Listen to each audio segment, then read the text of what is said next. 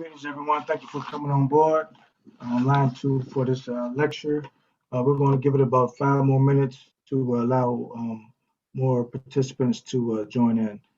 We ask for your patience during this time. Thank you.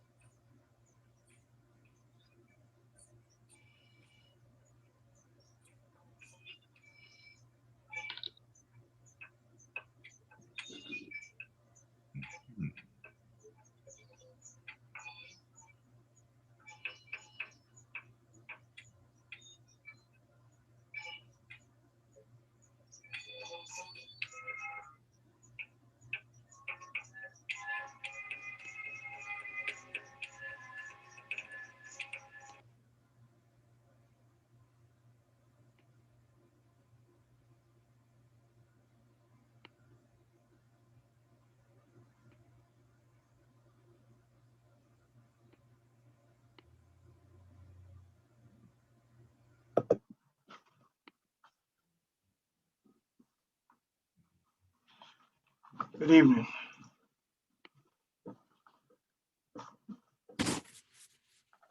Thank you all for coming on board to view this lecture.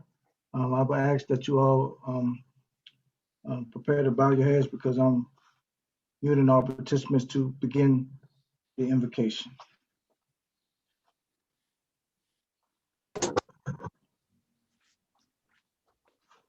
Loving Heavenly Father, we come to you this hour asking for your blessing and help as we are gathered together. We pray for your guidance and understanding in the matters at hand and ask that you would clearly show us how to govern ourselves accordingly with a spirit of joy and enthusiasm. Give us the desire to find ways to excel in our learning of what we understand. In your name we pray. Amen.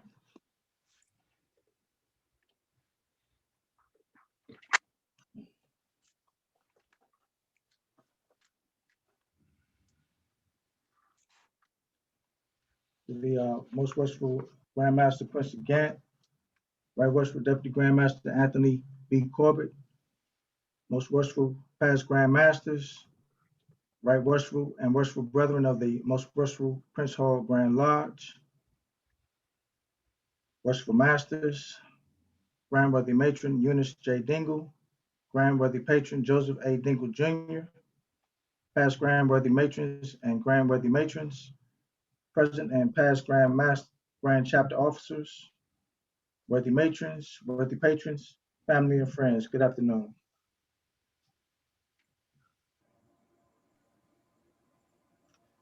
My name is Brother Albert Murray, Worshipful Master of John F. Cook, Lodge number 10. I find it a great honor to be speaking before you and assisting past Matron Catrice Vandross with presenting this Enlightenment series to the jurisdiction. Before we proceed further, I would like to discuss our rules of Zoom etiquette.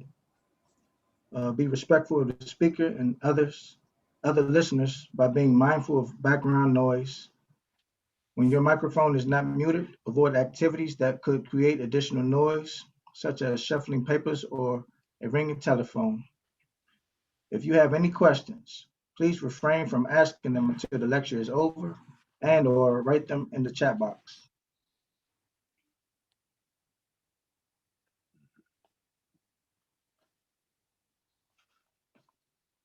I would now like to introduce our past mentioned Sister Catrice Vandross, who is a proud member of Prince Hall Chapter Number 5, OES Prince Hall affiliated. She currently serves as Grand Youth Directress and Grand Historian of Georgiana Thomas Grand Chapter, OES Prince Hall affiliated, jurisdiction of the District of Columbia. She is the immediate past president, the second president of Leela Amos Pendleton Auxiliary of the Phyllis Chapter and International Society of Eastern Stars, Prince Hall affiliated, in pursuit of the study therein. Past matron Catrice Vandross was an organizer, charter member, and the first worthy matron of the Benicia C. Besalou Research and Educational Chapter, OES Prince Hall affiliated. She is currently a scholar practitioner pursuing a doctorate degree in human and organizational development from Fielding Graduate University. Her research interests are in the area of members of the Order of the Eastern Star, District of Columbia, history, and Africans in the diaspora.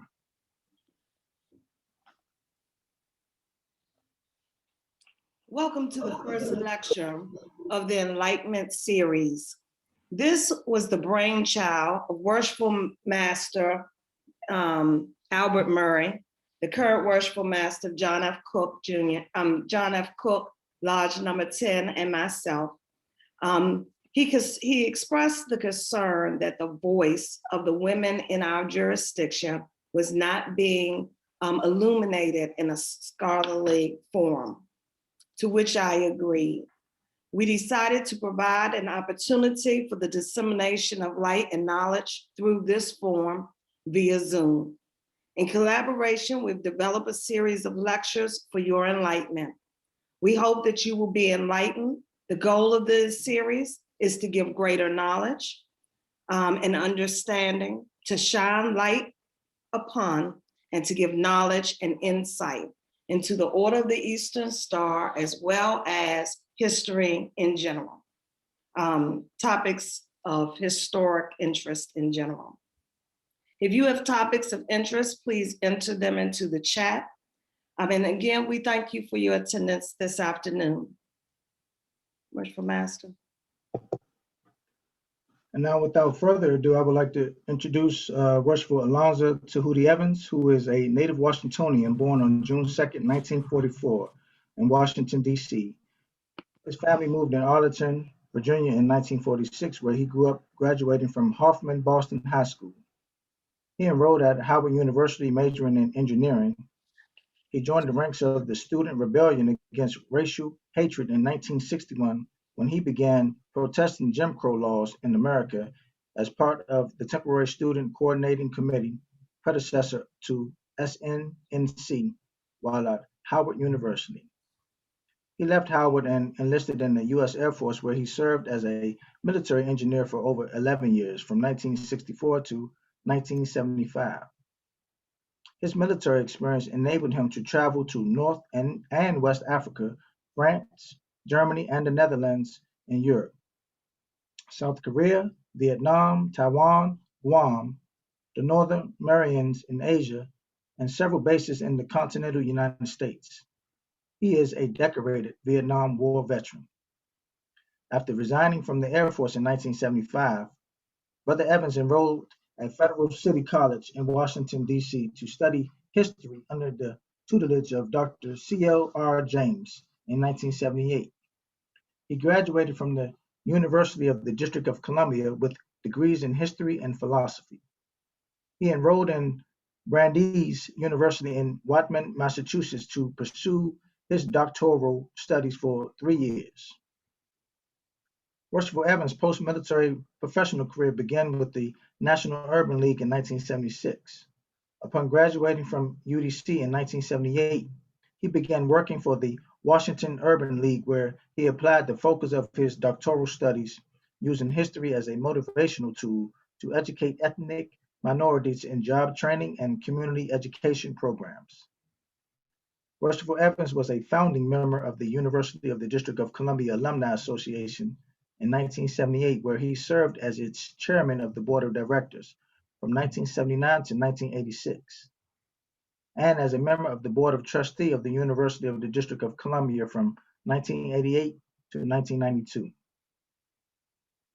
In 1997, he joined the faculty of the Washington Saturday College, WSC, at Howard University, teaching the undergraduate courses in history and philosophy, and in 1999 was made the dean of the WSC School of Behavior and Social Sciences. In 1995, Worshipful Evans was a co-founder of the House of Kemet bookstore and cultural shop, which was located on historic Georgia Avenue in Washington, D.C. He has lectured for the Association for the Study of Classical African Civilization, ASCAC, as well as several American universities such as the University of Massachusetts, University of Maryland, Wayne State University, the University of Chicago, Morgan State University, Temple University, and Howard University, the Howard University. Brother Worshipful Evans became a Mason in 2010. He is a member of Redemption Lodge number 24. He has served as the Most Worshipful Prince Hall Grand Lodge as Assistant Grand Historian, and Archivist, and currently as Special Grand Historian. He has also served as editor of the Masonic Digest newspaper. He is secretary and past master of the David A. McMillan's Research and Education Lodge and president of the Charles W. Sharp Sr. Philaxis chapter. Worshipful Evans is a fellow of the Philaxis Society, where he has distinguished himself as a lecturer and writer. He has been awarded the Joseph A. Walks Jr. Medal for Literature, the Charles H. Wesley Medal for History, and the Society's Hayes Award, the John G. Lewis Medal of Excellence.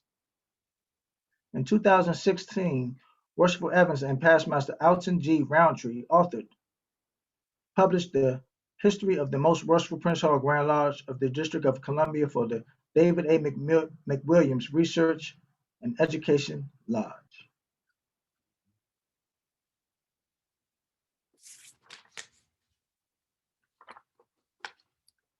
Good afternoon, everyone. With protocol having already been established, I just want to say hi to all my fellow members of the Most Worshipful Prince Hall Grand Lodge in the jurisdiction of the District of Columbia. When I was asked by Worshipful Master Mary and past matron Catrice Vondros to prepare a lecture about women, and taking a historic look at women. And so rather than start, as a lot of Black history programs do, with achievements of a handful of women here in the United States of America over the last 400 years, I decided to take a broader view, a longer look at ourselves, our history, our culture. Therefore, the topic of today's lecture, see if I can make this work correctly, is the female pharaoh, Hatshepsut of Kemet, and the concept of the divine woman in the ancient world in Kemet. These are photos of statues of what was the ancient world's most powerful Black woman. She not only served as queen, she also served as king of Kemet for almost 20 years. Excuse me. At the top left, you see her dressed as a pharaoh. Under that picture, she's dressed, or it's a statue of her as a lioness sphinx. In the middle is her in her glory as a woman. The top left, there she is, a statue as a sphinx. And under that picture, the bottom left is her statue as a full man pharaoh at her world famous mortuary temple in Luxor. Here are two other statues of her that I thought would be of significant interest. Standing on the square of Mayat as king, dressed in an initiated apron with her left foot forward. I'm sure a lot of brothers who are viewing this presentation today will understand the significance of her standing on the square with her left foot forward. The picture to the right is her sitting on the square, the square throne of Egypt, seated on the throne as a king. This is her, again, world famous mortuary temple, and called the Temple of Deir al-Bahir now because of the Arab influence in the Nile Valley. But this is her mortuary temple. To the left is an actual picture of the temple itself, and to the right is an artist's rendition of what this temple might have looked like back 3,000 years ago. But let's take a look at who she is and her genealogy. Thutmose I was the third pharaoh of the 18th dynasty. And the 18th dynasty and the 19th dynasties are arguably the two dynasties with the most achievements in the Nile Valley, beyond whenever the pyramids was actually built. That dynasty also, of course, is of significant importance. The reason that the 18th dynasty is so important is because down river, what we call up north near the Nile Delta area, as a crossroads moving across North Africa going into Western Asia, a lot of foreigners traverse that landmass. And as such, a lot of them settled down in that area. And after a while, they caused a lot of trouble and took control of what we call Lower Egypt for a significant period of time. But the brothers from what we call Nubia, or deeper into Black Africa, marched back down the Nile and reestablished Black control of the country and chased a lot of the foreigners out. And that was the 18th dynasty. This third pharaoh, Thutmose I, was married to a woman named Amosi. He had one daughter and two sons by his queen, and he had a third son by a sister, what has been characterized as she was one of his women out of a harem. What is significant is that the two boys, Wajimos and Amenmos, both died before their father. That left Hatshepsut as the oldest daughter, and with the king having a half son, or the king having a son, not with his queen. Thutmose the second. And because he was not the son of Amos herself, he was not given training to become a king. But with the death of his two stepbrothers, Thutmose the first, before he died, made a declaration that Thutmose the second would become the next king, and he had to have a symbolic marriage to his stepsister Hatshepsut. So when Western archaeologists, Egyptologists, or whatever other academic name they want to put upon themselves, talk negatively about the Nile Valley, or about they consider incest in the family, there was no carnal knowledge between Hatshepsut and Thutmose II. Thutmose II had a girlfriend. Her name was Aset. In today's language, again, that's the correct pronunciation of her name. The Greek form of her name is Isis. So he had a girlfriend, and he had a child, an heir to the throne by his girlfriend. He did not have a kid with Hatshepsut. But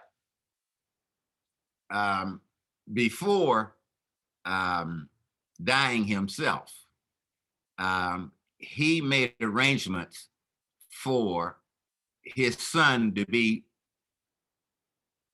coronated as the next king, or the regent, the co-regent to the throne.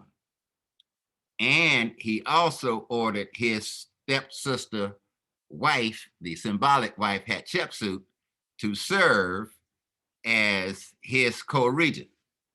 When his father Thutmose II died, the boy Thutmose III was only 2 years old. So his stepsister Hatshepsut served for 5 years, acting as co-regent without any indication that of what she would do when the boy turned 7 years old. When he turned 7, and again as queen co-regent, she made the decision, well, I have the power, I have the reins in my hand, he's just a boy, so the heck with that, I'm gonna make myself the full king. So during the reign, she elevated to the throne as the king of Egypt, called Pharaoh. And she served in that role for actually what is 18 years before she died. And finally, the boy king, who had reached the age of adulthood, took over, Thutmose III, becoming the most prolific general pharaoh of the ancient world. In fact, European academics called him the Napoleon of the ancient world. Afrocentric scholars discuss it just the opposite way. Napoleon is the Thutmose III of the Western world. He came first. His military prowess was well known around the world. He never lost a military battle. And he, like his grandfather, his great-grandfather, also chased the European invaders out of Kemet and pushed them all the way back across the Tigris and Euphrates River, which became the easternmost border of the land. As other information about Hatshepsut, which is very important. One, she was the daughter of a king. And as the daughter of the king, she was initiated into the priestess group of Mut. Mut, the mother of the universe. She was also a sister of a king, and eventually became the symbolic wife of her stepbrother, Thutmose II, the wife of a king. And as the wife now, the symbolic wife of Thutmose II, she became symbolically the chief priestess of all the temples. When the royal family, the king or queen, would visit the temples to carry out their ritual ceremonies, despite the fact that the temple might have a chief priest or a chief priestess, when the king and or queen visited those temples, in a symbolic sense, they took the reign, being the chief priest of the temple upon the visitation, or the chief priestess of the temple. So in her third role as the chief priestess of all the temples, she again got a lot of power and obtained a lot of knowledge. She was the regent of a stepson, the boy king Tutmosis III. And again, as such, a very powerful woman. She accomplished a lot of things. I'll go over on the next slide. And her fifth status as king of Egypt, her name was Mayat Kare Hatshepsut. So she took on an additional name. It's just like it was very normal in the royal families of the ancient world for people to get an additional name when they got a different station in life. Mayat Kare Hatshepsut. As Pharaoh, she led military campaigns and brought security and prosperity to the people of Kemet. That's why she was so famous. She didn't lose any battles either. She secured a country. Nobody invaded during her reign. And she was a very powerful person.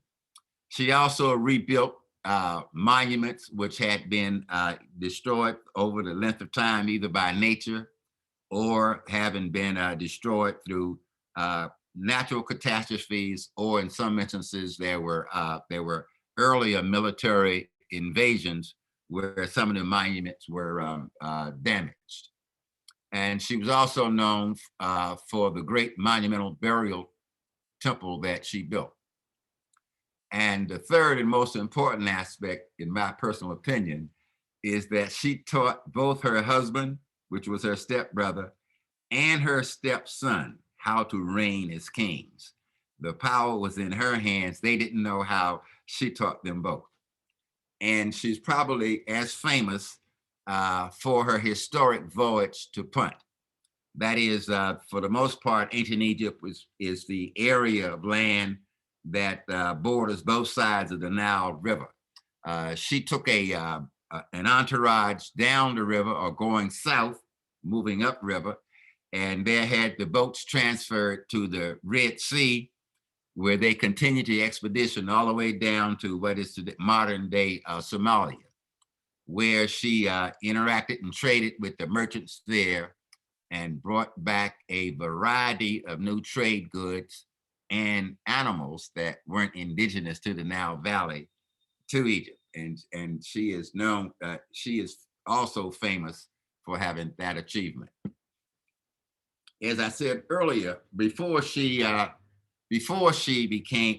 was only known as the daughter of the Pharaoh, she had a choice of which temple or which group of priestess she would train with. She chose Mut, M-U-T, Mut. Now, Mut is the goddess. Mut was the wife of the god of creation, thereby giving her the title of the mother of creation. With the divine feminine is the creative force that brings all things into existence in the universe. And her name, Mut, literally means mother in the ancient Egyptian language.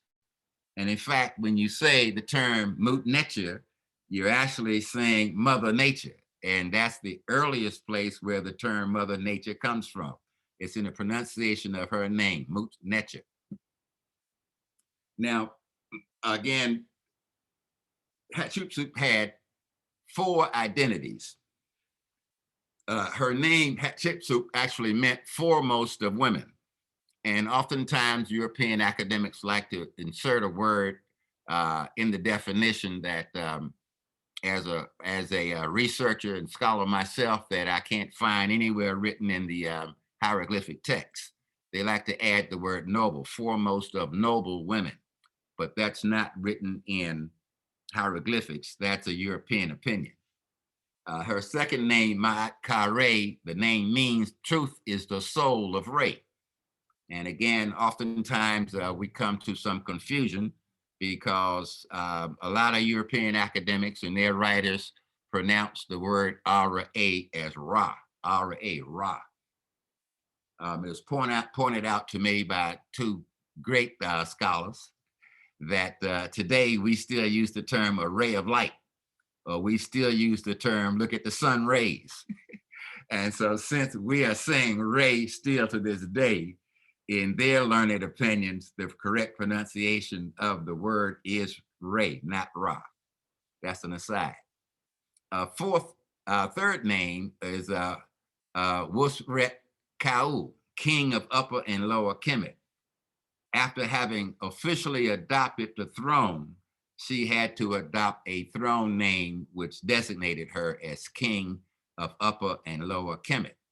And though there were other people who other women who sat on the throne, none of them adopted this title. And the last name that she was known as, which gave her power, since the god Amen is the most powerful god in the Nile Valley, Kemet Amen, she who embraces Amen. And since the most powerful priest class were the priests of Amen, by embracing Amen as part of her name, that gave her great power and influence with the priests of the temples of Amen in the Nile Valley. But there were 9 other women, 9 other queens who became pharaoh or kings. They didn't play as significant a role in the history of the country, but before a male could be coronated as king after the death of the preceding king, there were, I should say, 8 additional women who sat on the throne as king of the Nile Valley. And each of these, believe it or not, you can Google their names, and all of them come up with a tidbit on Wikipedia, which is beginning to develop a good knowledge base in terms of who some of these people were.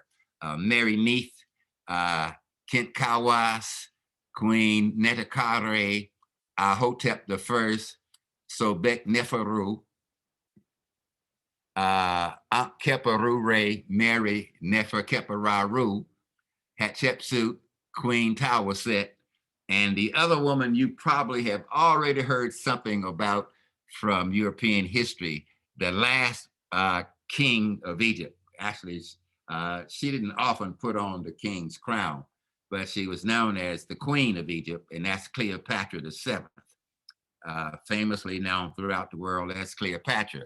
And in case it hasn't come down clearly to you yet, Cleopatra was not a Black woman. She was a Greek. We had enough Black women who achieved great things in the Nile Valley throughout the 6,000-year history of that country that we don't need to claim one that Europeans have elevated as the most famous to try to make her a Black woman. She was not. She was a Greek.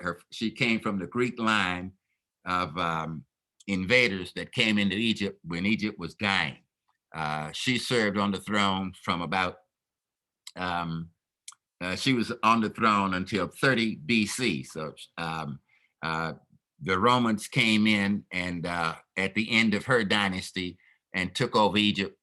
And Egypt never had a Black ruler after that time, up until Nasser of Egypt during my lifetime, and Anwar Sadat, who claimed his African heritage as part of Egyptian society.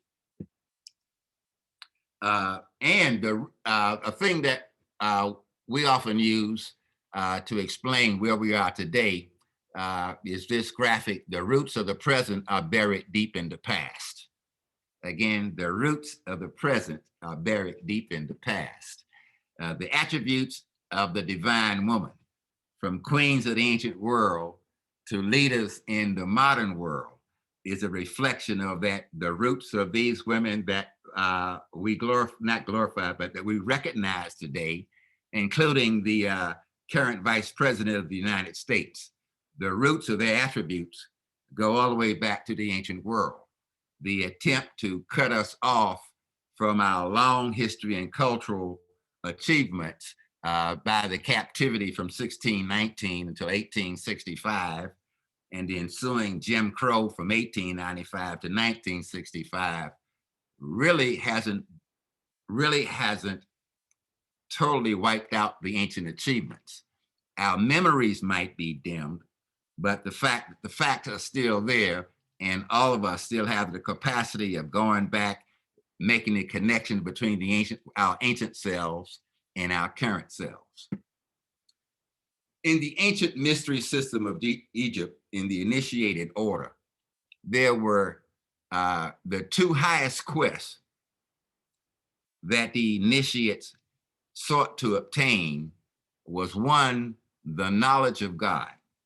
And the word knowledge is very important in terms of how we perceive the world. The fact that you can know God, you can go beyond believing in God. I mean, you used to believe in the Western world, I mean, we can believe in Santa Claus when we're 4, 5, and 6 years old. We can believe in all kinds of things that are not true. So in the ancient world, the way things were taught, the way the system was geared, especially in the initiated order, the object was to learn exactly what God is. The second most important thing that was taught, and the achievement of which was very important to the initiate, was the knowledge of self. You've heard the term used from many places, man know thyself. It's a woman know thyself also. But the knowledge of self is the highest achievement that an initiated person sought to obtain in the ancient world. This symbol, what's called a nectar, it means a divine attribute. This symbol, European scholars or researchers, archaeologists, anthropologists, whichever title they want to go under, they thought this symbol meant God.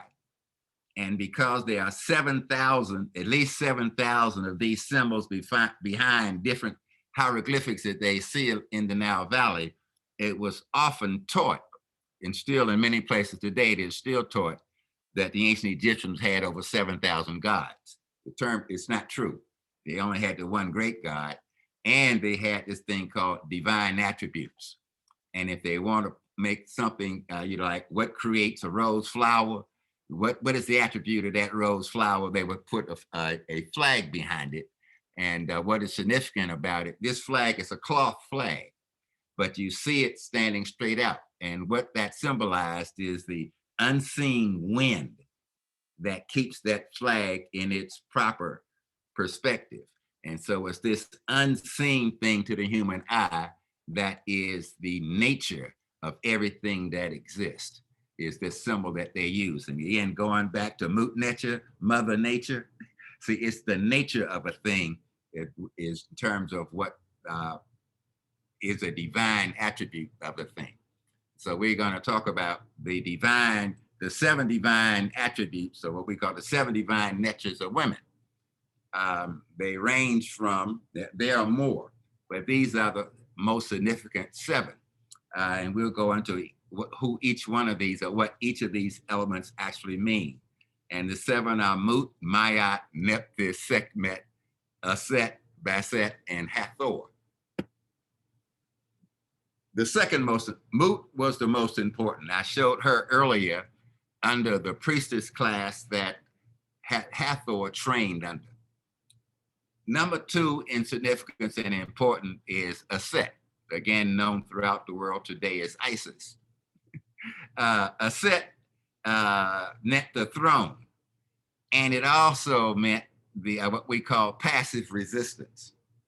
And by passive resistance, what I mean is, and I hate to put it this way, the ancient Egyptians saying that it is passive resistance from the helm that steers the boat.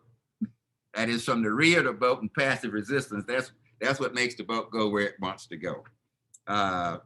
To be able to get your way without fighting about it is the divine feminine at work. The divine feminine works at the subconscious level. And I don't want to use the term that's in the text. They use the term manipulative. Women are not manipulative. Women know how to use their assets to get what they want. And they don't have to pull a gun on you. They don't have to put a knife up to your throat.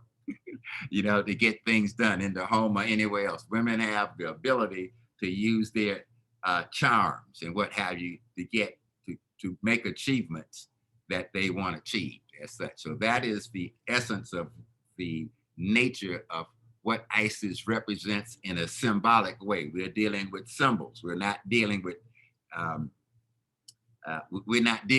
entities that's floating around somewhere in outer space or in some far off place. We're dealing with the actual energies in the universe that make us go. The third most important feminine energy, we know by her Greek term called Hathor. In the hieroglyphics themselves, the Metu Neter themselves, her name is spelled Het-Heru, H-E-T-H-E-R-U. And what that means, Het means house, the house of Horus. The house of Horus is the womb where the baby grows. So it's the essence of the divine womb and the attributes that women display while pregnant. Hathor also is the essence of love and sexuality and the essence of beauty. Since time immemorial, women will go as a primary behavior to fix themselves up. Women want to look good. The beautician's profession is created, like out of this essence of the divine feminine. Men go get haircuts, but women go through many more things in order to present themselves in this concept of looking good and beauty. And women do know how to use their assets of love and sexuality to move the world forward. The next aspect of the divine feminine is called Ma'at. In fact, the Western world, or the whole world, took the idea of the scales of justice. The scales of justice was first shown carved in stone on the walls of Ancient Kemet behind this sister, Ma'at. And she represents behavior, she represents truth, justice, and reciprocity. Because in all essence, women raising their kids in the home, they must show justice while raising the children. You can't really have a favorite. You treat one way and you treat all the others a different kind of way. Womanhood is, in essence, the divine aspects of women know how to bring peace and harmony amongst their family. They know how to bring peace and harmony out into the world, into their communities as such. So women have an essence that men don't have. And this behavior is expressed as a feminine aspect and a divine attribute that is attributed to women. Basset. Basset is the cat that symbolizes independence on the one hand and a multiplicity of personalities on the other. You can't tell a cat to come here and sit down. You can't whistle to a cat and make a cat obey you in that way. A cat is going to be independent. And yet, at the same time, a cat has the propensity of showing multiple personalities. Well, in the divine feminine, when you think about the fact that women play many roles in the universe, wife, mother, daughter, sister, girlfriend, sister-in-law, entrepreneur, elder, or what have you. Women have many roles. Women go through the essence of puberty, adolescence, puberty, up through menopause. Women go through pregnancy. When in each of these states, the personality in the woman take on different forms. The woman is never the same through all her aspects of life. What's the last one? Menopause is said to be a significant impact on the female personality. I'm trying to say this with as kindly as possible in terms of how we interact with each other. But that aspect, that's a divine aspect of women. Women are mothers. The personality of motherhood is one thing. The personality of an elder, the senior woman in the group, is another thing. And going through, like I said, the different aspects of the hormones coming into the body as women are going through these different stages throughout their aging process has an impact on personality. And that again was symbolized in the ancient Nile Valley by the cat, which seems in human terms to display these same type of attributes. Then there's Sekhmet. Remember the statue I showed you of Hatshepsut, the statue, and she as a lioness. Sekhmet is a lioness. That's the warrior spirit in women. The female will fight to protect her young. The female might be the most vicious fighter if her young is being attacked of any other entity in the universe as such. That's how they saw it. Just like the lioness out in the African plains will hunt in packs, and they will take down animals much larger than them to feed their young. That's that warrior instinct. They're gonna eat. They're gonna feed their babies, and whatever's out there in their way, you better not be in their way. They're gonna get you. Another aspect of the lioness, though, at Sekhmet is that of a healer and that of a protector. In fact, Sekhmet plays a great role in all of the funeral processions because it's in her spirit that she's protecting the soul of the deceased until such time as he is buried or he or she is buried. So that's the protector aspect of Sekhmet. Another divine aspect of female behavior. And last but not least is Nebet-Het. Actually, the word Nebet means Lord, and Het means house. The lady, Nebet with the T on it means lady as opposed to Lord. Lady of the house. Again, brothers, it's often said among us who go out and buy a big, house, nice house, what have you. The house belongs to the woman. They might give us a man cave down in the basement, or we might be allowed to go out and convert our garage into our own room to do our own thing. But the house belongs to the sister. She rules the house as such. And this is the essence, the lady running the house is an essence of what we call the divine feminine as such. And it's looking at, I showed you the throne on the head of Set or Isis as her symbol, where here you have the basket, which is a symbol for Lord, sitting on top of a house, which defines who she is and what her role is. And what's called the transformer of unconscious energy, unstated energy.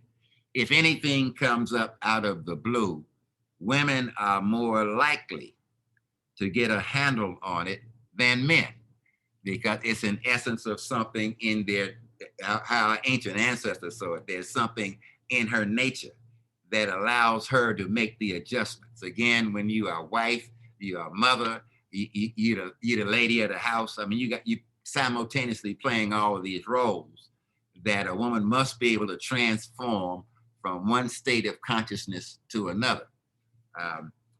We used to joke in the old days that it's another term, I hope it's not insulting to anybody, but another way of expressing it, women are better able to put on airs as opposed to men. It is something about, like, hey, they might be arguing or in a negative state of mind with somebody. Somebody new come into the scene and right away they can turn and smile, oh, how are you? As if nothing was going wrong at all earlier. That's just part of the female nature.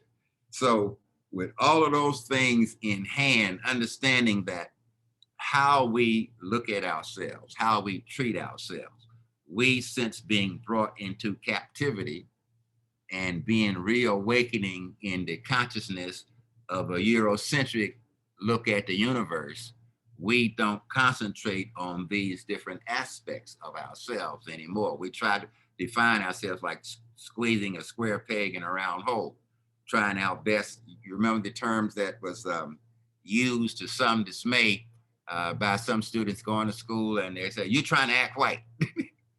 Instead of being yourself, you're trying to act outside of your natural thing like these other people. Not being proper, polite, intelligent to that degree, but just taking on the behavior of what other people was doing.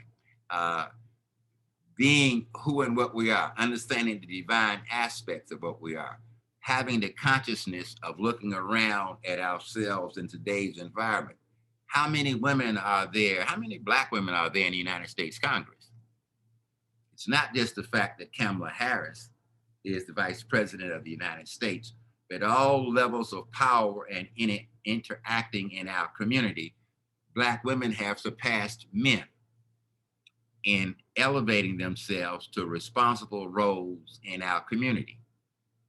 In our Order of the Eastern Star, let me put this on the table.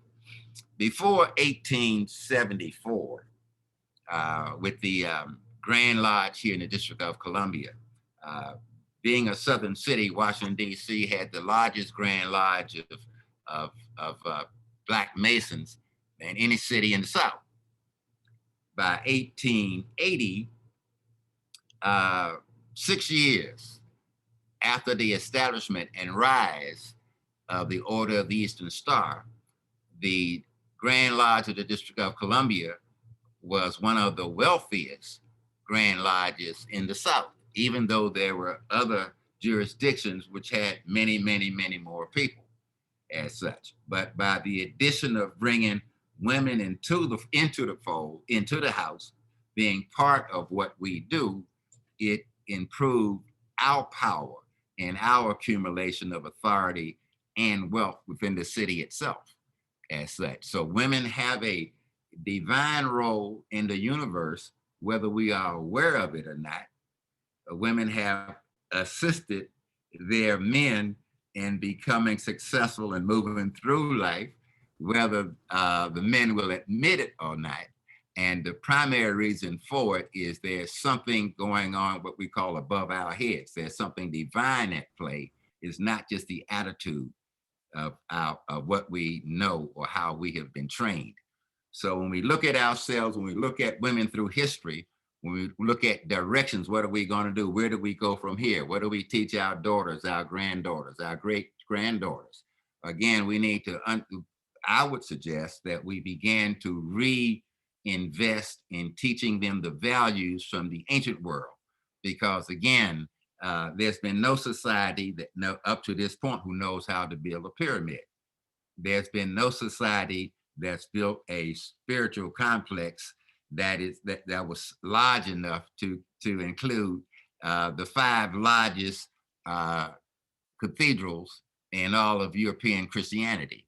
There's been no society that has existed on the record that has 6,000 years of continuous history. And none of that could have been achieved without the divine partnership between man, who himself is divine, and our great partners in the universe, the divine woman. Thank you very much.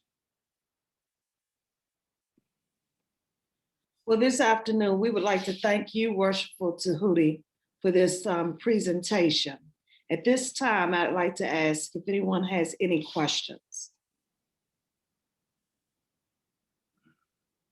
Brother Byfield, Worshipful Byfield, your mic is there. Yes, I'm muted.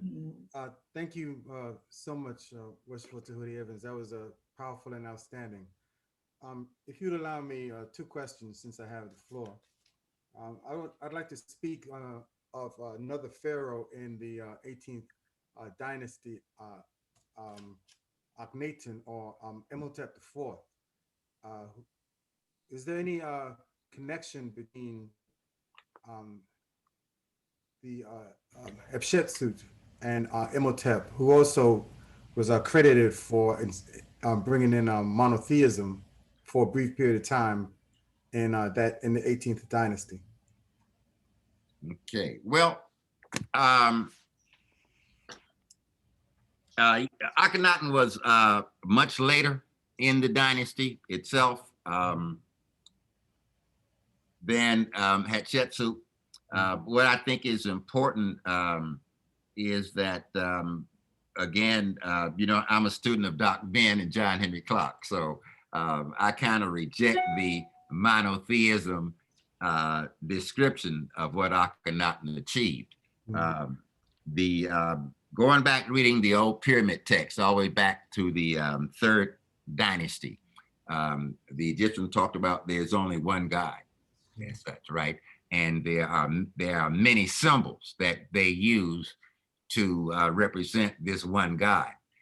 What Akhenaten did when he came to the throne actually was, because of the confusion of there being so many symbols of what the divine was, he decided to close all the temples and stop using all and banish the use of any other symbols of the divine other than the Aten itself. So it appears that, you know, he didn't eliminate the other gods, he eliminated the other symbols that were aspects of what they thought the divine was. And the other aspect of it is that of the 18th dynasty, I think that's important to us today. There is no dispute whatsoever that the whole 18th dynasty was a purely, you know, like Black African dynasty.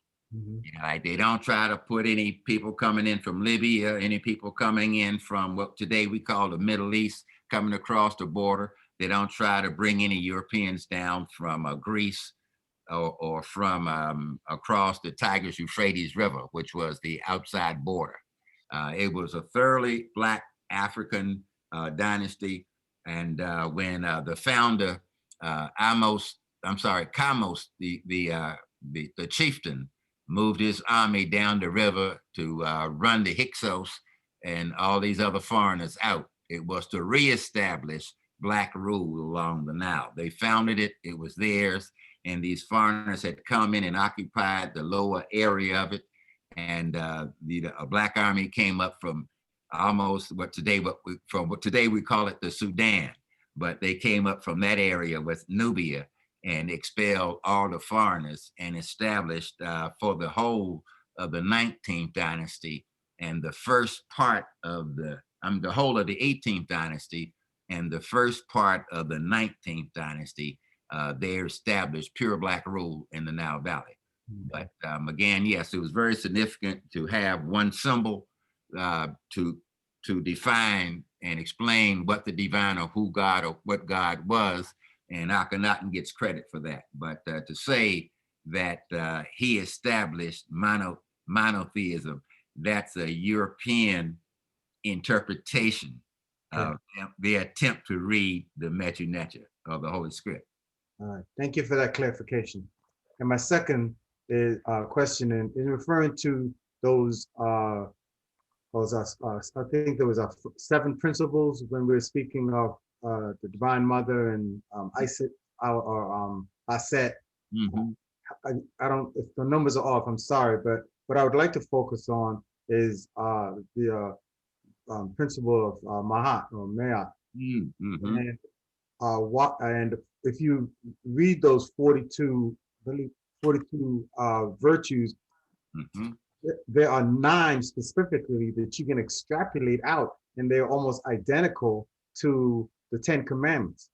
So I was wondering why, as a whole, if those 42 virtues are not looked at for more clarification, spiritual clarification, and we seem to be just concentrating more on like the 10 Commandments. To me, 42 gives you a greater path for achieving spiritual balance than those 10, the 10 Commandments. But I don't want to hurt anyone's feelings. I was just saying that you can actually see those 10 Commandments out of the laws of Ma'at. And I was wondering if you could elaborate on that. Okay, well, you're 100% correct that of the 42, what's called the 42 negative confessions. That's one way they express them, right? And there are 2 things about them that they were so detailed. That's why there are 42 of them, really detailing the behavior. Just in case you really don't understand. I mean, today we don't have to admonish anybody for going to steal something out of the church. So you can't steal from the temple. That's not in the, you can't, thou shalt not steal, period. Right. But they were very specific. There were different types of theft. There's stealing amongst each other and men and families, but stealing from the temple is even worse. Right. Such in terms of that admonition. But you're correct And if you would go read, if you get it, there's a book written by Sigmund Freud. It's called, I think, Moses and Monotheism. And it's kind of, I mean, you can still get it at some used bookstores. It might be back in reprint. But Sigmund Freud postulated that the Moses, having been trained and was a priest of the temple of Anu, but they call Heliopolis today, that he asserts that the Moses cut down on what he knew and left 10 out as opposed to, I mean, that's how he's a Hebrew, he's a Jewish man, a Jewish scholar. And his take on it was that Moses synthesized the 42 down to 10, where he thinks the idea came from. But I think where the pride and the significance exists for us is in understanding that not only did we practice the 10 commandments during a much longer period of time before Moses, but that we had 32 additional admonitions on negative behavior that we also observed as such. But yeah, those 9 that you point out are identical. The 10 commandments contain 9 of those 10 commandments are exact duplicates of part of the 42 negative admonitions. Thank you, sir. Thank you so much. Worshipful Tehuti, please allow me to also offer for the sisters who are on the call, who are interested in the 42 attributes of Ma'at. There's a book, Sacred Woman, A Guide to Healing and Feminine Body, Mind, and Spirit by Queen Afu, that discusses those 42 principles or attributes and how we can use them to heal our body holistically. I'll put that title of the book and the author in the chat in case anyone is interested. Does anyone else have any questions? May I answer one of the questions from the chat room? Yes. Let's see, Marilyn Elaine Bridget. Yes, I see your email and I will send you a copy. Thank you, sir. Appreciate it. I don't, you know, like oddly enough, I rarely, and it's a fault of mine, I speak extemporaneously, so I don't have a script that I read from. All of that was from the top of my head. So, but I will send you the copy of the slides. Thank you. I was just trying to keep track of the names so I can go back for future reference. Hey, no problem at all. Appreciate you. And there's a question from Tracy Sims. Can you tell us where to get the book? Tracy, do you mean the Sacred Womanhood or the one that Brother Tehuti just mentioned?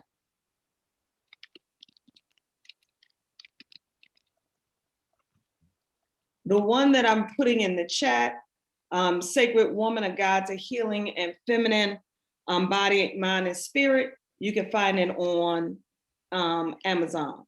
Is that the one about Queen of Four? Yes. Okay. That's a great one. She even included recipes, diets, and exercises.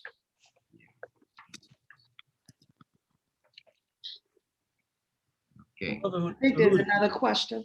Yeah, I have a question. Brother Tehuti, early, good afternoon, evening, everyone. Early in the lecture, you mentioned the Nubians traveling down the Nile, just for the sake of clarification. Since the Nile runs, as we know it, south-north, do you mean down the Nile? Okay, listen. Okay. When we look at the continent of Africa, the middle of the continent is higher in elevation than the Mediterranean coast or the South African coast, all right? So Mount Kilimanjaro represents the highest point. That area of Africa is up high in the air. And the snow melting from Mount Kilimanjaro, as well as water being dumped in from a couple of the lakes, like I think they call it Lake Victoria. I hate using that name, It's much older than the Queen of England, whose name they gave to it. But the river now flows from a high elevation in its center, flowing from south to north. It empties into the Mediterranean Sea. So if you leave from the coastline or from Alexandria down to that area around the Mediterranean, you're going upriver, going toward the center of Black Africa. If you're in the Sudan, Ethiopia, that area, and you're heading toward the Mediterranean, you're going downhill as the water flows from the center at Central Africa toward the Mediterranean coast. Thank you. Brother Ford, did that get it? Yes, sir. Yes, sir. Any other questions? Brother Tehuti, will you put the name of the book you referenced in the chat? Okay, I was speaking extemporaneously. Which book? I think it was by Sigmund Freud. Oh, yeah. Okay, I will. Moses, Moses, and monotheism. By Sigmund Freud. I think it's EUD. Mm-hmm.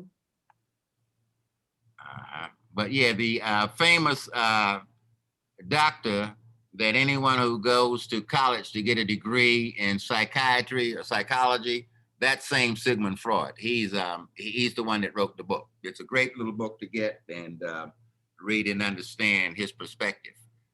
He also thinks that the story as we know it, that's been handed down was not really written correctly. But I'll let you read and make a judgment if you think he's correct on that. But there's been a great, today, how many of you have heard of the Black Hebrew Israelites? Yes. Okay, you go out near some metro stops and some other places, they're around out there, these brothers are preaching. But what they are historically correct about is the fact that the ancient Hebrew Israelites were in fact a Black people of not just northeast Africa, but that whole area in the world called the Levant, Levant. That was all in the ancient world a Black area. In fact, the big battle, the Battle of Kadesh, that Tutmosis III won was a race battle, and the victory pushed white people back across the Tigris-Euphrates River area. They are north and east of that, and they had moved down into the Levant. Further proof of that is the fact that the ancient Phoenicians down on the coast of Tyre and all those places, these were all ancient Black lands as such. And non-Black people didn't start moving into that area really until the coming of the Greek and then the Roman empires, when it opened up and a lot of what I would call not mixed race, but mixed people started settling down in that area. But the most significant thing to understand about ancient history is the timeline of Black people.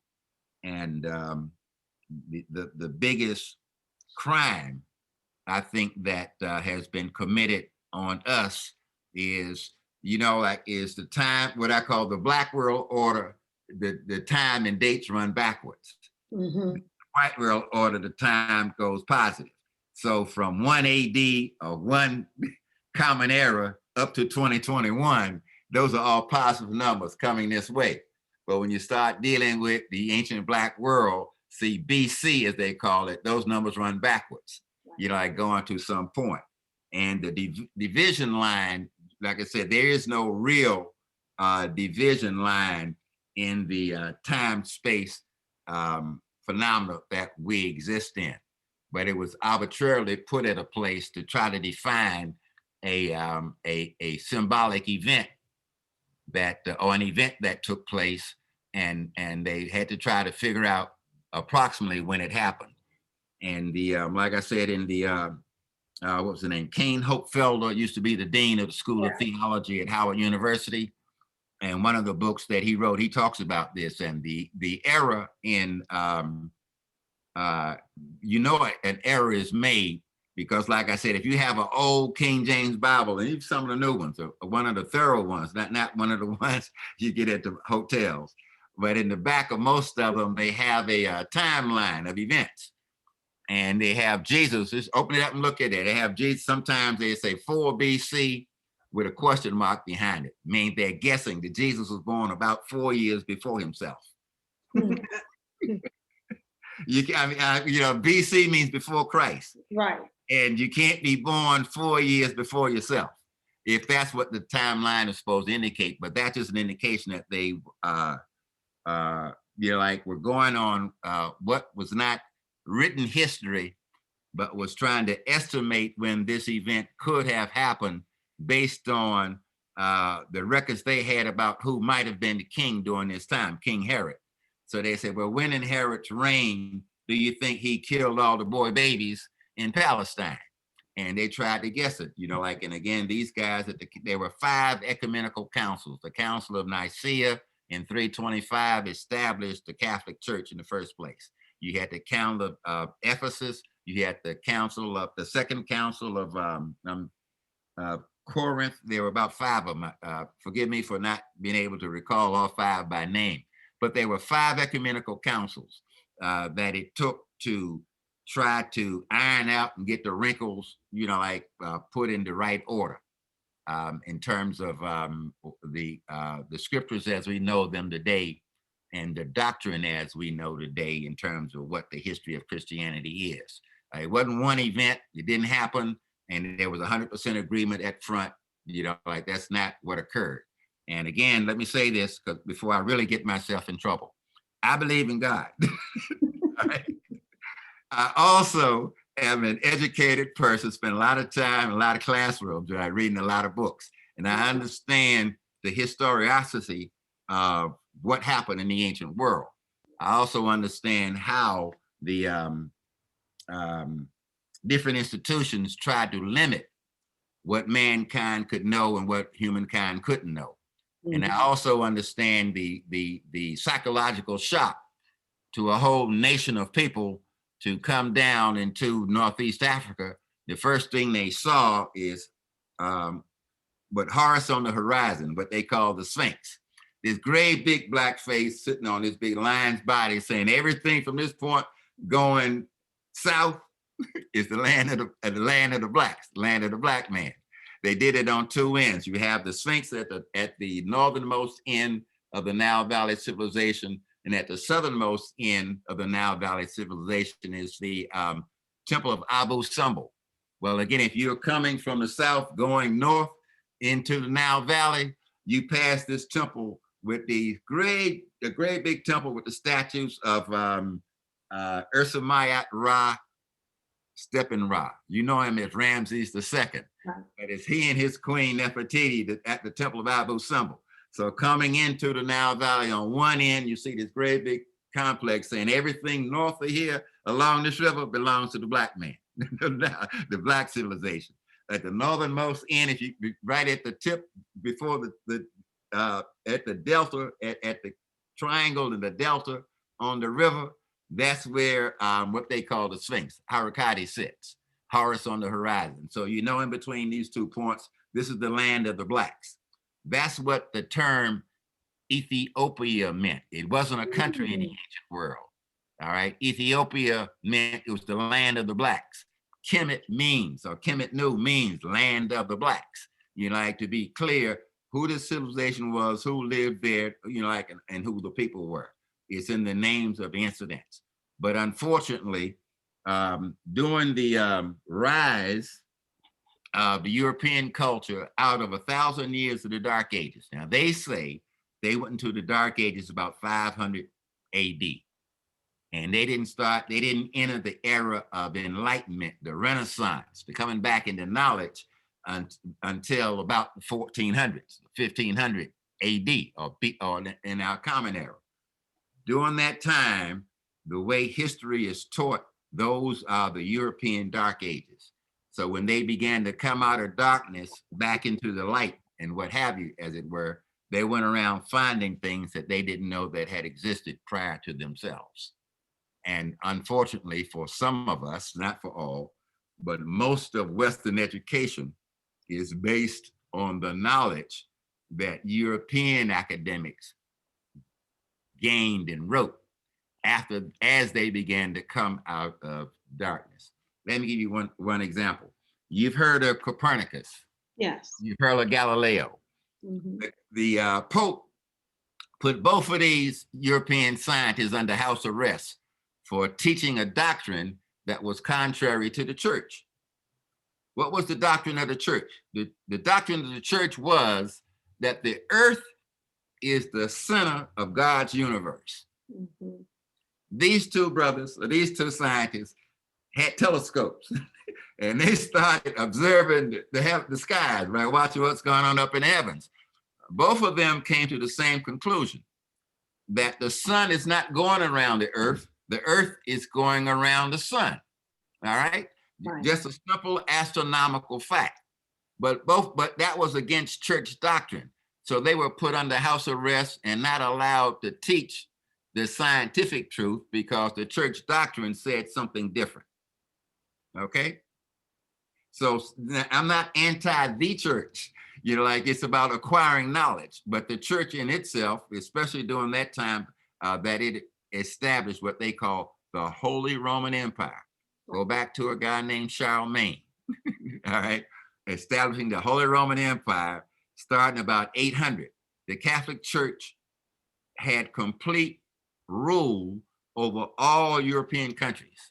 You couldn't become a king unless the Pope said, okay, I'll buy into that. You the king. I'll give you permission to run that country. The church ran everything in Europe. And again, one of the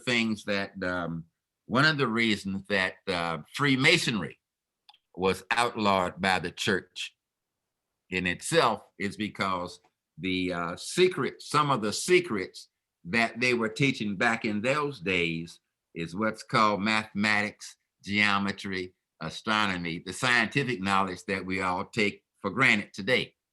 But those were all outside of the confines of what the church was teaching. Now, the church has come a long way. This is 2021. We're just going back historically, looking at the period that they didn't know. And the only doctrine that they wanted to put forth was the doctrine that they had created and explaining the world and everybody's role in it. The only viable teachers that were allowed to teach were priests, bishops, and members of the church. They were church schools as such. So we've come a long way. And as we are coming out of our period of darkness, hey, it's 1964, 1965 were significant in our journey here in the United States of America. I see a couple of people with gray hair like me. Most of you all are much younger. But I remember Jim Crow. I grew up in Jim Crow. I grew up in Jim Crow in Virginia, across the river. And I know the impact of going to a segregated school. I know the impact of how, I really, got a chance to really experience this thing. So we're in a different age, a different place today.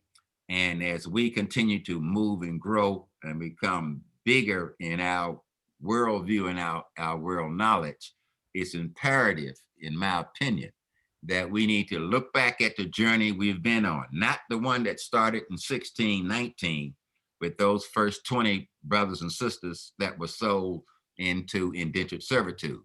But our journey goes back to time immemorial, when mankind rose up and civilization was created. We were sitting at the table. In fact, it was our table that created civilization. Okay. Are there any other questions?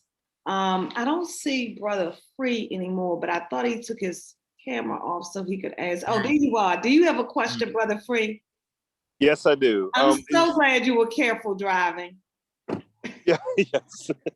I wanted to ask, I see that it's being recorded. How do I get a copy of the recording or a link? If you put your address in the chat, I'll send it directly to you, but we're gonna upload it on YouTube. Okay, Fantastic. Okay, thank you. Thank you. Are there any other questions? Yes, One more. I'm we sorry. have until 6. Okay. All right. One more question. You spoke of, those great dynasties, and you briefly touched on the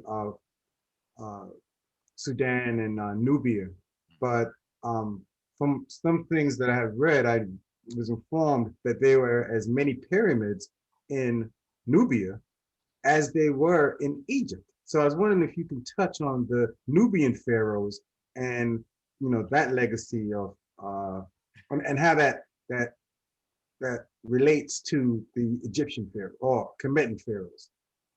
Beautiful question. And Brother Byfield, I know you. You ask informed questions, and I appreciate it. No, you are correct. There are more pyramids outside of the geographic borders of present-day Egypt than there are in Egypt. Mm. And again, the primary reason for that is because the ideas flowed from within Africa north up the river. So the beginning of it was in Nubia, in what's called the Northern Sudan or Mid-Sudan, the country there today, Southern Sudan today. That's where they all are. In Northern Abyssinia, which we know by the converted name, the country of Ethiopia. That's, the heart of Black people is where the ideas flowed upriver and settled in, I'll say they got cross-fertilized in the northern part of the Nile Valley. And again, I don't know the specific history. In fact, let me put it this way. There's a document, and there's one document, but it's carved on the walls, I think, of the tomb of Seti I at Abydos that talks about Zep-Tepi, Zeptepi, the first time, before the cataclysm. All right. They talk about there was a time, a more ancient time, when all the great buildings were built. See, so, and then there was a great cataclysm. Now, this great cataclysm could have been the flood. It might have been a great earthquake. I don't know exactly. They don't describe exactly what the cataclysm was, but they say their civilization comes from the Zep-Tepi, was the root of their civilization the first time. And that after the cataclysm, from about 9,000 or 8,000 BCE up to around 4,000 BCE, they were recovering. They had almost been wiped out or knocked all the way back to pre-civil days. And it took almost 6,000 years for them to resurrect themselves back to the point of being able to build and move forward with their majesty.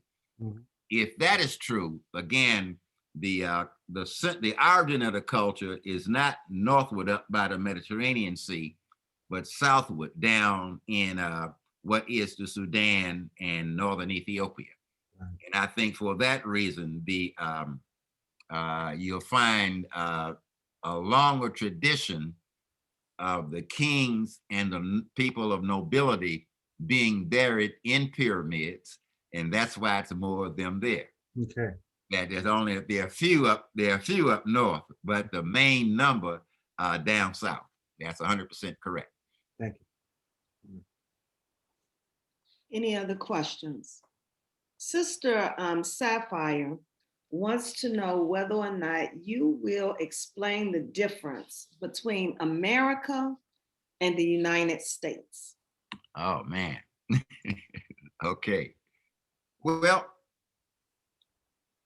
the United States is the 48, we call lower states on the continent between the Atlantic Ocean and the Pacific Ocean. Now, there are different theories about the naming of the continents, North America and South America. See, the whole continent, Canada, United States, and Mexico actually make up North America. That's the continent, North America. South America starts with, I think it's Venezuela, Colombia, going all the way down to Argentina and Chile, and what have you, all the way down to the southern big ocean. By the way, I don't like using the term the South Atlantic Ocean. Do you know the oldest name for what's called the South Atlantic Ocean? That the original name, they used to call that the Ethiopian Ocean. Hmm. It was only changed in the, it was only changed with even the last 200 years to the South Atlantic Ocean. But the original name for that was the Ethiopian Ocean. And there, and I have maps, you know, like where that name are on those maps in terms of what the name of that ocean is. But the in terms of whether the conspiracy to name both continents after Amerigo Vespucius is up to some debate in at you know, in academia or at the colleges and universities. But some people assert that the Europeans named both continents after this guy Amerigo Vespucius. And that's where they get the name America from, as such. But the difference is that the United States is one of the countries that's in America. The United States is not America. The United States is one of the countries that's in America. And if you're dealing with both North and South America, it's one of about, what is it? I think it's around 24 total countries between Canada and the tip of South America. So it's only one of those. Sister Harris, I hope that answers the question. Now, there's some what's called alternative history that I don't know how many of you have ever watched the History Channel dealing with the ancient aliens, might have come here and built all this stuff. That's currently running on TV. And so they are offering alternative explanations that the Black folks couldn't have built all that stuff. So somebody from outer space must have landed down there in spaceships and did the building for them. That's what this History Channel program seems to be asserting to me, as such. But you know, in one program that on the Smithsonian Channel did mention the fact that in ancient India, they're written in their text. They have a lot of their text still to this day, talks about a city that was off the coast of India that was destroyed. All right. And within the last 20 years, there was a big earthquake in the ocean off the coast of India, which caused a tsunami, and all the water washed away from the coast. And they found out about, maybe 100 yards beyond the existing coastline, they found the remnants of a sunken city. Mm-hmm. That is an exact place where their ancient script said the city was. And this city was supposed to have been there sometime about, maybe as far as 16,000 years ago. Mm. So the timeline that we have accepted, that has been pushed, that have been taught in Western institutions, is probably wrong. You know, and there's much more information that future generations will learn about the ancient world that is not currently being taught in colleges and universities. But again, the thing about a debate I had with I think her name was Ann Roth. She was head of the ancient department at Howard University. And she wanted to assert that people like me, Afrocentric, Black people, taking another look at their history, that we have no foundation for being able to do that. We should just accept the information from their research and their perspective on what has happened in the past, and I think it was funny. She hit me with it, so in a way, it caught me off guard. And my only retort, I remember a statement by one of my mentors, John Henry Clark, and what he told her partner was that he doesn't debate people that don't have his set of knowledge. He only debates his equals. Everybody else he teaches. As such. And I told her, well, all I can do is teach you that what the European perspective on ancient Black people, yeah, I said, you know, like I don't agree with it. I'm a Black man. I look at our terms differently than you. When we use the term brothers and sisters, that's a kind of generic term. It's how we talk about each other. So if I say the brother married one of those sisters over there, I don't mean he married his blood sister. All right? That's not how we use language. We can say a brother married a sister and not, it mean the people were related, you know, like by the same mother and father. But that's how they interpret seeing a script written like that, that the Pharaoh married his sister, or the Pharaoh married a sister, thinking that a sister meant it was his sister as such. So when we look at how we use language symbolically in a different type of way than how they use language. See, when we say that's a bad dude over there, we're not talking about something negative about the brother. He's bad. It's, you know, like something extraordinary. We're giving him praise. So we use language symbolically different than how Europeans use language. Therefore, when they see it written, their first inclination is to think it is written literally and not symbolically. That's such. So. But did Ms. Roth understand the political reason for why Europeans have derived this fallacy of the history of African Americans? Well, I mean, hey, they or of Blacks in the world, in the diaspora. You know, it's we're at an age, last year it really came out, it hit hard, you know, like where our young folks saying we ain't taking this stuff no more. You know, the European perspective, it's subtle institutional racism. They have asserted to the world that where they have gone with their magnifying glasses and picks and axes and found stuff, that what their conclusions are about what they have found is accurate. And therefore, you know, like if you agree with them, I'll pat you on the head and give you a degree because you're repeating what I say the worldview is of what happened. If you challenge me, I'm going to challenge the authenticity of your perspective. See, it's a challenge, you know. I mean, hey, I mean, let's look at it. You know, for people who say, the people who will say they have chapters in their history book, they were in the Dark Ages. Well, we weren't in the Dark Ages when they were in the Dark Ages. Right.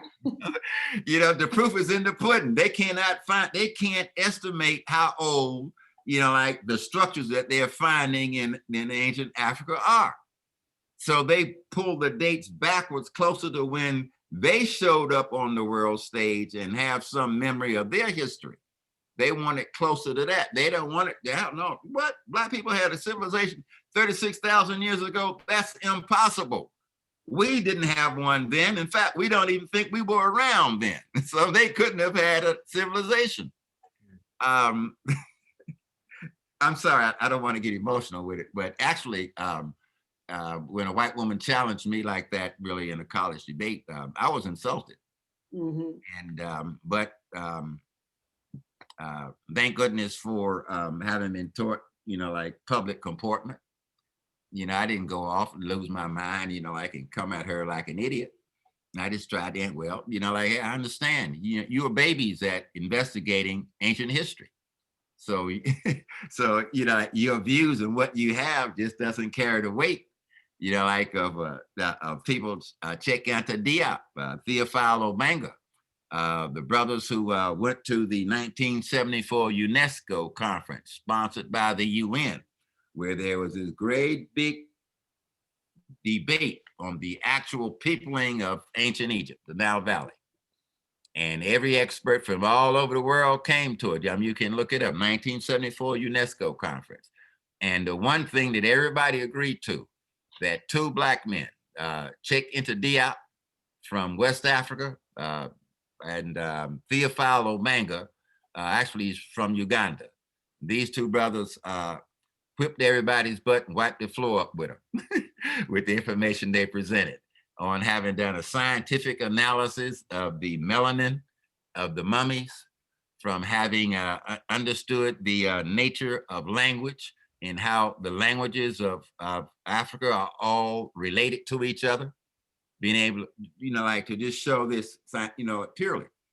And the white folks saying the reason some of those mummies are black is because they put tar on them. When they were making mummies, they put tar to seal the linen cloth onto the mummies, and that's why. And the tar leaked through the wrappings and turned the mummies black. That was creative. I mean, stupidity. Well, that's why they have a concerted effort to change geography and create the Middle East, so that they can pull Kemet out of Africa. Yeah. Egypt, the Middle East is a European colonialized construct. Middle East doesn't exist. There you go. I mean, yeah, like you say, Egypt is in the Middle East, according to them, but it's white in Africa. academics. For those that know, so. Well, yeah, we know it. Well, we can look at a map and see where it is, but you're correct. You are correct. You are correct. But hey, again, speaking of aliens, yeah, okay, the Dogon tribe, brother.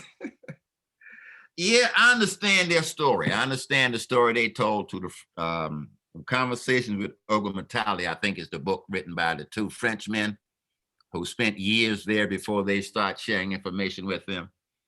The fact that here this tribe in Western Africa knew about the star system Sirius B. And the one thing that we all will admit, that standing here on this earth, just looking up at the sky, you cannot see Sirius B with your eyeball. The fact that they knew this star was there described the whole system, and it creates the biggest question mark to all of European science. How did these Black people know that was a double star system and not just one star? They don't have a clue. What I know is this, that the information in their tribe and in their tribal traditions about the astronomy of the universe is correct. I don't know how they came to know that. I know that what they now write, what has been written and what they have discussed, like again, no European scientist can explain how or why. But let's look at this. Before the Hubble Space Telescope was launched back in the 1990s, Western science had a theory on how fast the universe was expanding. All this, in fact, you go get a degree in physics and stuff at all their universities. If you followed their earlier guesses, like if you didn't answer the questions that they had, if you didn't answer correctly according to their guess, you wasn't going to pass any courses. But once they launched this Hubble Space Telescope and got outside of the Earth's atmosphere, they're out there in pure space now where they can see things a lot better. They found out that the universe is bigger, it's moving faster, expanding at a different rate than what they had been teaching for 50 years. For 50 years, they was teaching incorrect information. And it took the scientific advancement of this telescope getting outside the Earth's atmosphere, in order to get a clearer view of what's actually going on outside of what they call outer space as such. And I mean, and this is happening in our lifetime. I mean, I remember when this Hubble Space Telescope was launched as such. All of us, are around here knowing when this was launched. They messed up with the mirrors and had to send a team back up there to change the mirrors in it so that they could adjust and get a clearer picture of the universe. So the foundation of their science, they push it as if it's 100% correct. They push the accumulated knowledge of world history, their view of it, as if it's 100% correct. You have to be a very strong student to go to school to get a degree, a master's or a doctorate degree, and challenge those professors on the substance of their knowledge. Most students don't. In fact, most students go to get a higher degree because they need the degree, not to get the knowledge as such. I'm traveling out to the out at the University of Maryland on the student bulletin board. Mhm. One of the halls, they have things. They have these tear off little tags up on the wall. If you want a paper in English for course 301, pull this tag and you can just pay, pay $50 and you get a paper for that class, right? You can buy your way through and have the product at the end of being given a degree and not having learned anything. Because the nature of education in America today is more about money. I mean, it's all about it's a economic proposition more so than an academic pursuit. As such, we have a lot of people with degrees that don't know nothing. In other words, and the more money, the richer you are, the easier it is for you to get that way. The same thing is true up at when I was at University of Mass, all on the student bulletin boards. There you can buy papers for any class that the university is teaching. You can buy you a paper to pass that course. See, Worshipful Tehuti, are you able to make a connection to the pyramids found in Kemet and the pyramids found in Mexico? Not yet. Okay. I have no. The only thing that appears to be true is that there was world travel between the peoples of the Southern Hemisphere long before the European came to consciousness. See, like it's not that long, or it's easy to travel across the Atlantic Ocean from Africa to South America. In fact, the Dr. Van Sertima book, They Came Before Columbus. Mm-hmm. There's a Jewish scholar. His name was Leo Wiener, Weiner, Leo Wiener. I might have the I-N-E transposed, but he wrote a book about African coming across the Atlantic Ocean. In fact, what he says, if an African went out on a fishing trip off the Atlantic coast, in the Atlantic Ocean or Southern Ethiopian Ocean, and a storm came along, it could push him all the way over across the Atlantic right into the Mediterranean, the Caribbean Sea basin. Have you ever followed the path of a hurricane from the west coast of Africa to Jamaica? You see the things cut right across. If you're on the front end of that being pushed by those winds, you'll come right across the Atlantic Ocean. So crossing the Atlantic is not a difficult task. The size and shape of the large stone heads down in what they call the Olmecs. They are not Native American or like Indian Native American type people. These are Black people. If you know what a broad black nose look like, what thick lips look like. What they call them big African lips, these sweet lips.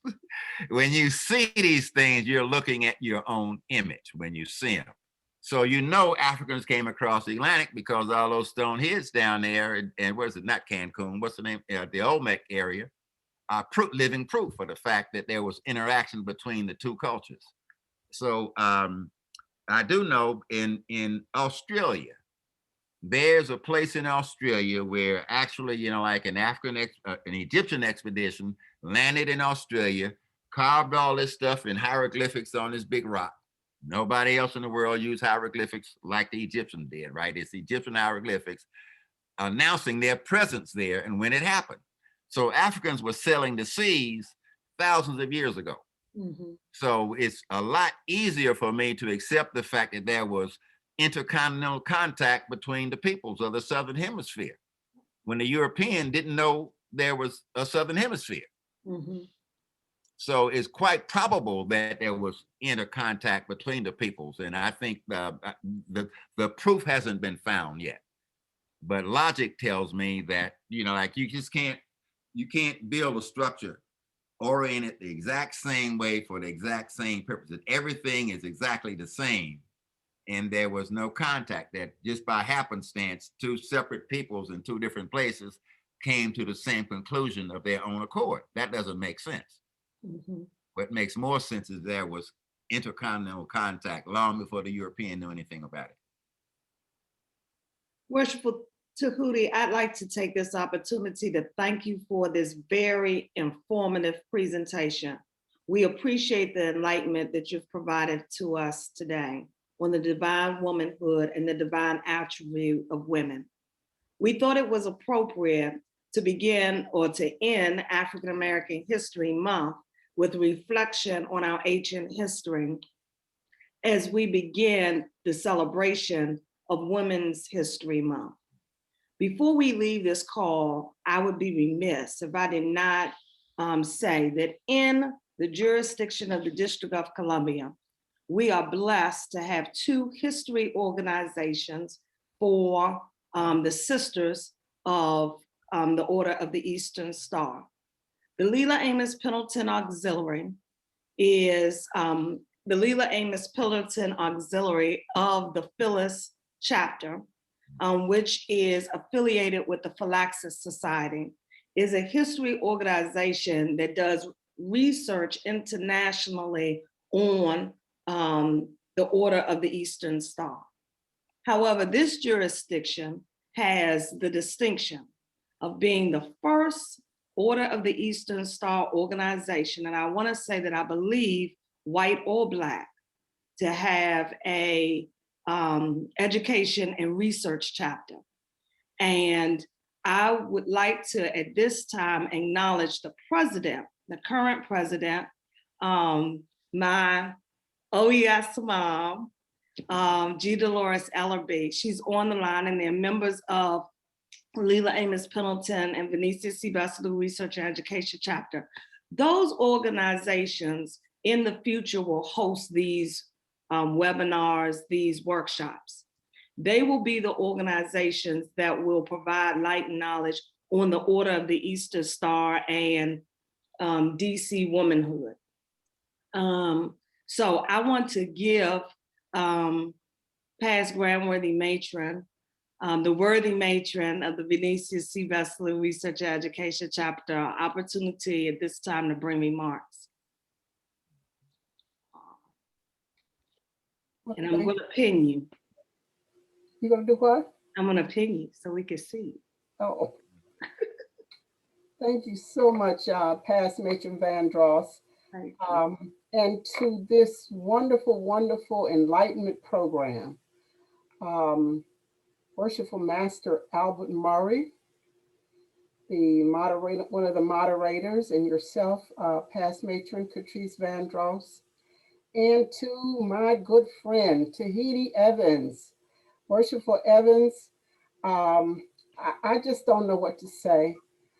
When I think we get a certain age, some of us have to deal with memory loss, but I don't see any of that happening in your life.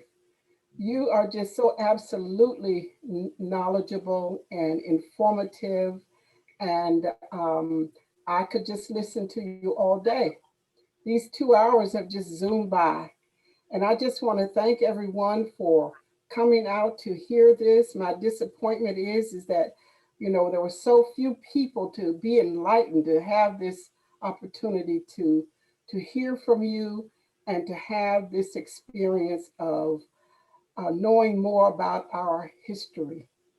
It is so important. The theme of the Venetia C. Besselu Research and Education Chapter this year is "The Past Will Live. Therefore, let's get busy." And we certainly look forward to more opportunities when we can collaborate together to help make more people aware of the things that we do need to be abreast of as Black people. This month of February is not the only time we can do this. And I just thank you all so much for bringing it to us. And I look forward to many more opportunities that we can be together for these purposes. Thank you so much. Thank you. And also, Catrice, don't ever shortchange yourself. I did not hear in the introduction that you were the first worthy matron of this research and education chapter, and very integral in getting this organization up and running. And we will always remember you for that. Thank you so much, Past Grant. worthy matron of the Medici C. Vassalou Research and Education Chapter. Thank you. Bless your heart. Have a great day, everyone. Thank you. Okay. At this time, I'm going to turn the remarks over to Worshipful Master Albert Murray. Before I start, I saw Worshipful Tehuti Evans raise his hand. Do you have any comments, sir? No, forgive me again. I hit the wrong reaction button. I wanted to hit the applaud for past Grand Worthy Matron. And again, thank you. I think that Most Worshipful Grandmaster Gant served as a Grand Worthy Patron with you during your reign. And you've always been so kind to me. So thank you very much. All right. Again, thank you all for coming online. Unfortunately, we're running out of time, and we want to be respectful of your time. So I would like to thank again Worshipful Tehuti Evans for taking the time to research and present the jurisdiction with the wealth of knowledge designed to empower and educate our sisters and brothers. We will, as stated before, this will be pushed out via video to provide to you to look at a later time. As far as announcements are concerned, I would like to take this moment to announce that on Saturday, March the 13th,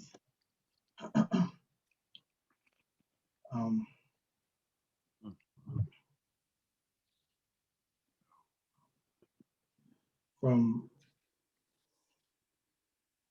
4 p.m. to 6 p.m., the Enlightenment Workshop will be providing a lecture entitled Tracing African American Women's History, which is a lecture designed to offer research strategies and proven techniques that will assist with conducting research to learn how to access, analyze, and uncover clues about the lives from our ancestors that were previously hidden, recovering records from the antebellum through the present, and as a bonus, we will be identifying who are the women in this particular image there.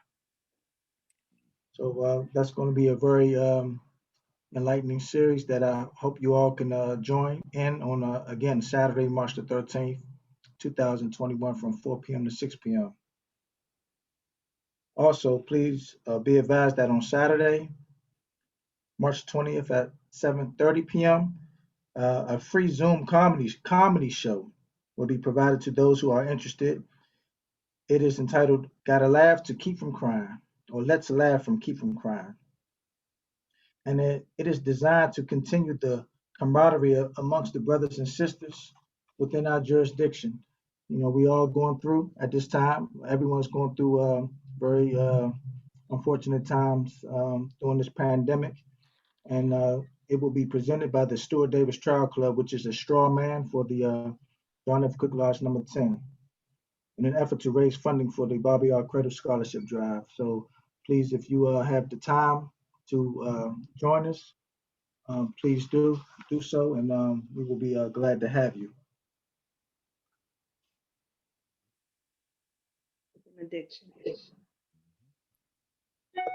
Now, please, everyone, please bow your heads, and I will, so we can pray.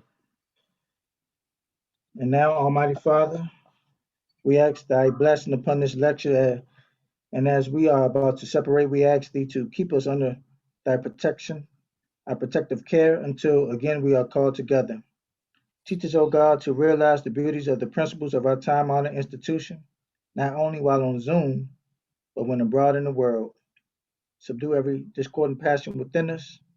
May we love one another in the bonds of union and friendship. Amen. Man.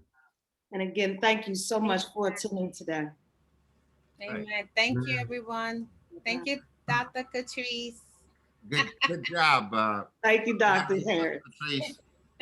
Thank you. Thank you. Thank you, Brother Tehuti. That was awesome. Awesome. You are awesome. God bless you. Thank you so much. Thank you. Good night, everyone. I'd like to say thank you for being in Redemption Lodge 24, sir. Thank you, Elijah. Okay. That's what we in a U Street. Hi, my daddy. All right. Thank you, sir. Awesome, awesome job. Awesome. Hello, Papa Vandross. How are you? I'm a little hurting right now. I got that second shot yesterday, and Okay. it ain't go like the first one. No. Okay. Do you need anything? I'm gonna call you as soon as we get off the line. I was about to ask you the same thing, Dr. Country. All right, Dr. Sapphire. Listen, let me tell my father, she's being like that, Dad, because she tried to get adopted. Tell her the will was already written. You got a great grandson. Yeah. Johnny, that I one. gotta pay my attention to him now. No, that's my friend Sapphire. But it was really, really good. And thank you for answering that question about the United States and America. Oh, no problem. No problem. Listen, there's a book you may want to read.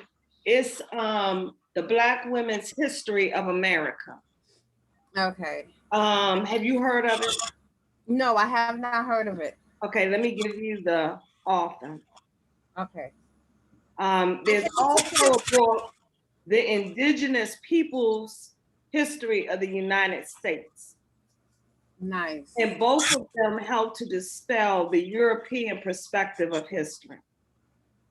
Okay. Well, that's awesome.